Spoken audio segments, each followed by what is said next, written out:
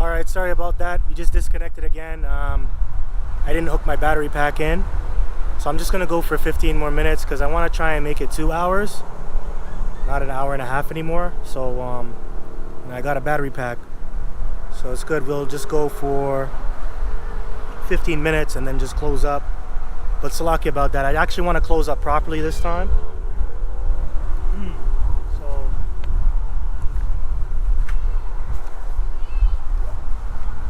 Salakia, we're back. Alright, so we left off. Give me 1 second here. So we left off at Matthew chapter 16, verse 26. It says, "For what is a man profited if he shall gain the whole world and lose his own soul? Or what shall a man give in exchange for his soul?" The thing is, you can't really trade your soul. Your soul doesn't belong to you. It belongs to Yahweh B'Shem Yahushai. It's actually a very sacred thing. It's very wicked if you sell your soul. First of all, your soul is owned by Yahweh B'Shem Yahushai. Let's get precept here.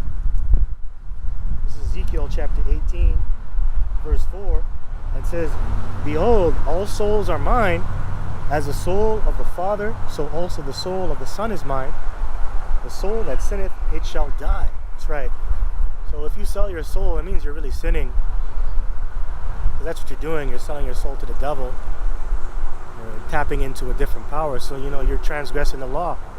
We're not supposed to do that. Seeking out familiar spirits and working with witches and warlocks and things of that nature. So yeah, you're going to actually die for that. Selling your soul. Really. But yes, the point is, your soul belongs unto Yahweh B'Shem Yahushua. Now, that proved my point in Revelation, the 18th chapter, going into the souls of men. A lot of people on this line, they have sold their soul to live a better life, a comfortable life. And you're going to have to pay for that. But you don't reap anything when you sell your soul. You are better off just taking the low and serving Yahweh B'Shem Yahushai. Alright. Because the end of the righteous, there's actually no end. It's everlasting life. That's what you're going to inherit. Let's go back here. Let's go back to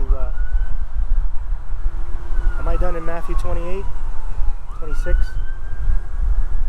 Am I done here?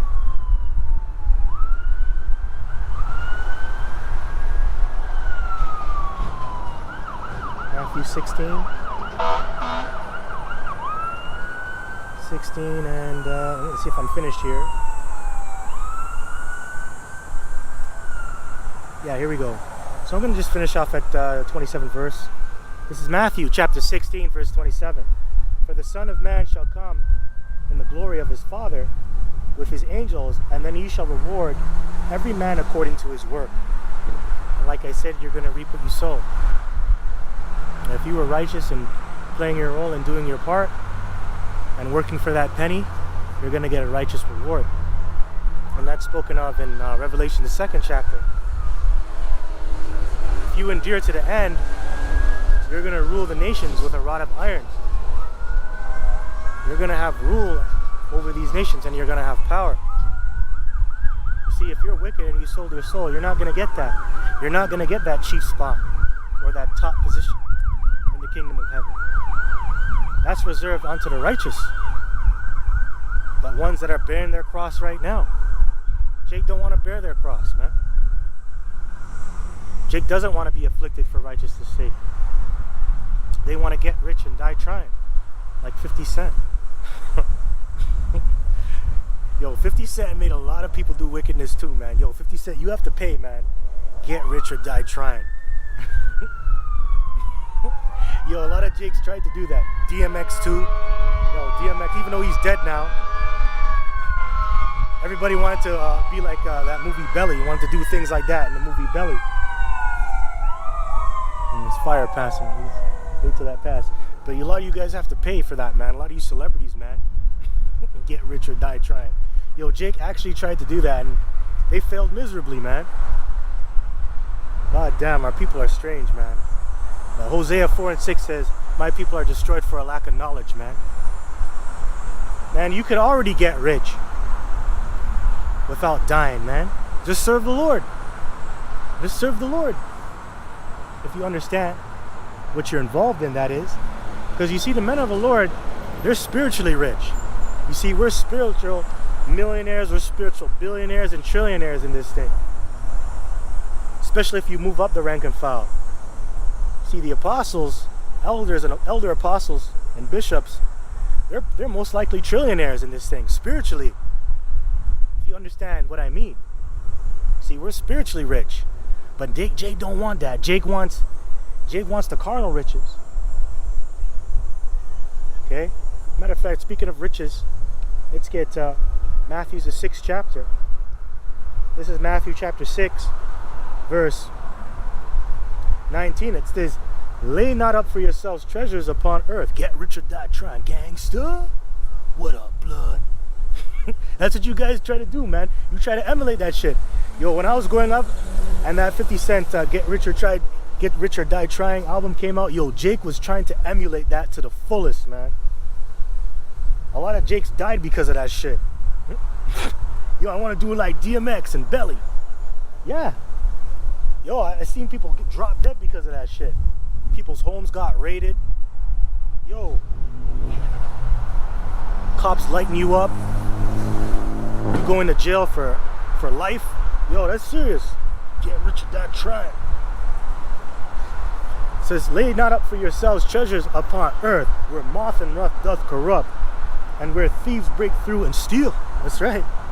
So yeah, don't lay up for yourselves carnal treasures on earth, because you know somebody can easily come and take those away. Hell, man, the money is being devalued every second. You know, the buying power of your money isn't as good as it was a couple years ago. Everything's going up. So yeah, eventually your money is going to become obsolete. And yes, people can come and steal your money and take it away. Yeah, man. So what should you put trust in? You should put trust in them spiritual riches, which is the word of Yahweh B'Shem El Shai and doing the work. Because what makes you money? Doing the work. Because the scripture says this is our profession. So going into a profession, this is your job. So you're getting paid for it. You may not be getting paid physically, but it's spiritually. So it says, where moth and rust doth corrupt, and where thieves break through and steal. But lay up for yourselves treasures in heaven, where neither moth nor rust doth corrupt, and where thieves do not break through nor steal. Yeah. And nobody can take this truth away from you. Once it's sealed in your mind and you got it, it's going to be with you forever. It's eternal. Unless you offend the Lord and He takes it away from you and He spews you out of His mouth. That's a different story. But nobody can take away your spiritual treasures. Amen. And hey, the spiritual treasures that you have laid up on this side, it's going to play out in the next kingdom. In the fulfillment of the second covenant. Because right now what we're doing, you know, we're prophesying, but what is the Lord doing right now? He's working on our behalf to get us the kingdom. Because the scripture says, for my Father's house are many mansions. We're going to inhabit those mansions. Being the different solar systems, planets, and things of that nature. That's all for us, man. The dainty pleasures of the kingdom too. Righteousness, spiritual powers. So everything that we're doing right now, it's going to pay off, man. And really, this thing is priceless. You can't put a number or a figure on this truth. This is priceless. The word of the Lord is more precious than fine gold. Yeah, man. Verse 21, for your treasure is there where your heart be also. So it's really what you're thinking about. You thinking about the kingdom? Do you really want it? Because if you're thinking about the kingdom and really wanting to get the victory, man, you're gonna have lots of money in the spirit. But if you're not, you're gonna be all about this world. And you know what? You're going to die with this world. You're going to die with this world. Matter of fact, let me get that. Let's get second Esdras, man. 6 and 9. Just want to go into this because I quoted it a few times earlier. It says second Esdras chapter 6, verse 6. I'll start here. Then did I consider these things, and they all were made through me alone, and through none other. By me also they shall be ended, and by none other. Then answered I and said, what shall be the parting asunder of the times? Or when shall be the end of the first and the beginning of it that followeth? Beautiful. Okay, so he's asking, about the end times, the end of this world, the beginning of it that followeth. What is the first and what is the last? And we know who it is, man. We know who the end all be all is. Let's be real. Alpha Omega. It starts and ends with Yahweh Shai, man. Deeper, when you go deeper into it. But this is specifically talking about, the end times of what we shall see, how things are going to play out. How do we know that we are in the end? Anyways, it says here at verse 8, and he said unto me, from Abraham unto Isaac, when Jacob and Esau were born of him, Jacob's hand held first the heel of Esau. And that's going to the very beginning of what took place. But what took place at the beginning, when Jacob held the heel of Esau, that was symbolic of something. That was actually talking about the future. Jacob is going to have dominion, and he's going to get over Esau, even though Esau is the elder. But that also ties in, the elder shall serve the younger. So Esau being the oldest, he's going to have to serve the youngest, Jacob. And that's going to play out, man. But Jake ain't thinking about that. That's gonna fully play out in the kingdom. You're gonna have these devils in subjection. Jake ain't thinking about that.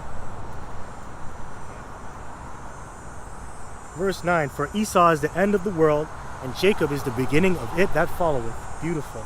See that? He is the end of the world. And that word world is talking about an eon, an age, a period of time. And we're in the time of the Edomite. The mystery of iniquity is revealed. Everybody knows who he is. We're in his time. And also we're at the end of his time. Everything has a time to start. Everything has a time to end. There's a time and place for everything. That's in the book of Ecclesiastes, man. It's time for you devils to go down. And Jacob is the beginning of it that followeth. Beautiful. And he followeth, man. No, I'm sorry, I don't have water. Well, I do have the water. It's the word.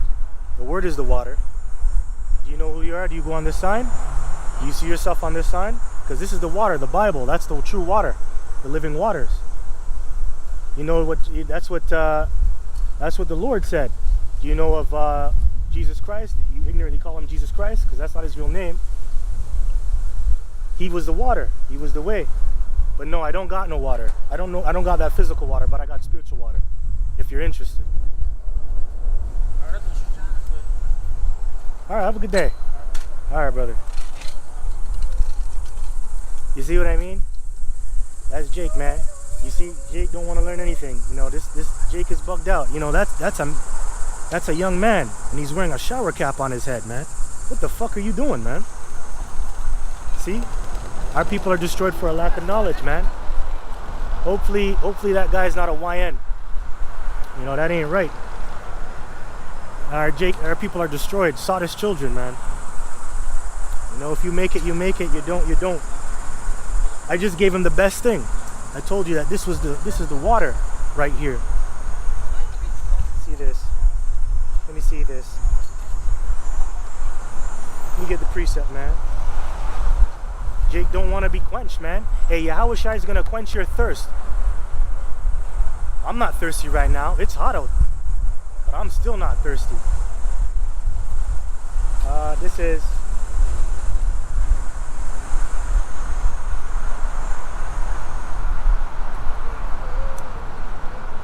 Okay, so this is John chapter 6, verse 35. And Yahushua said unto them, I am the bread of life, and he that cometh to me shall never hunger, and he that believeth on me shall never thirst. So you see, he's thirsty, man. You know, he's thinking about it in a carnal way, but spiritually, he's really thirsty. You know, I just mentioned him something, and it went over his head. He wasn't paying attention, man. Right?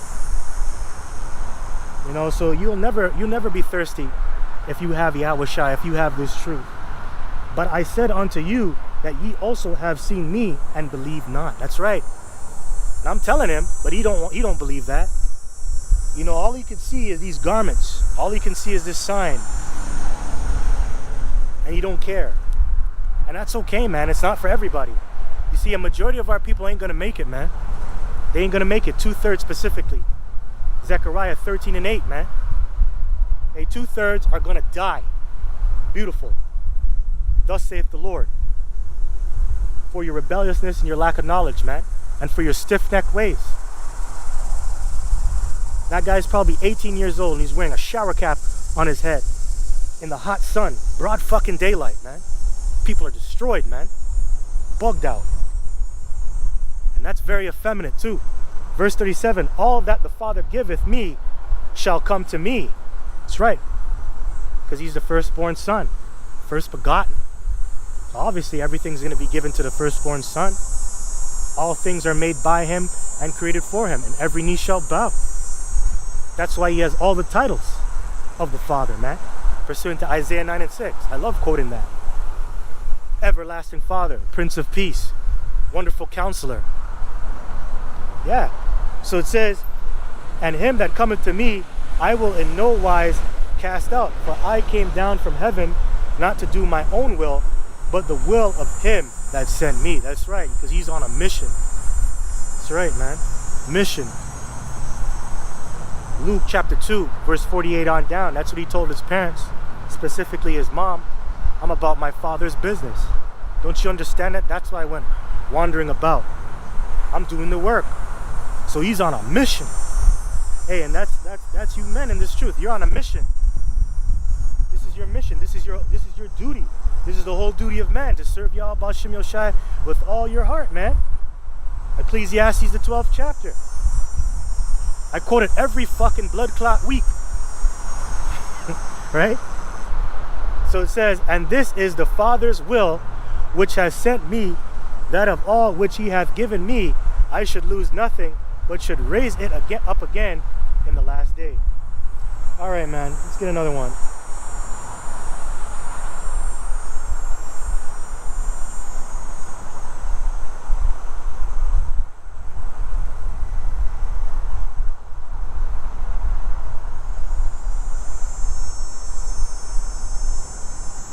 Give me 1 second here.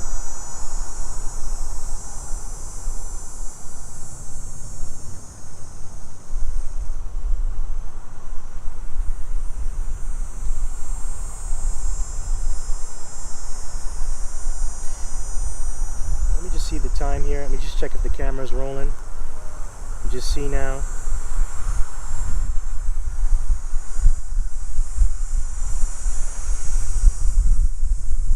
Just seeing if the camera's rolling.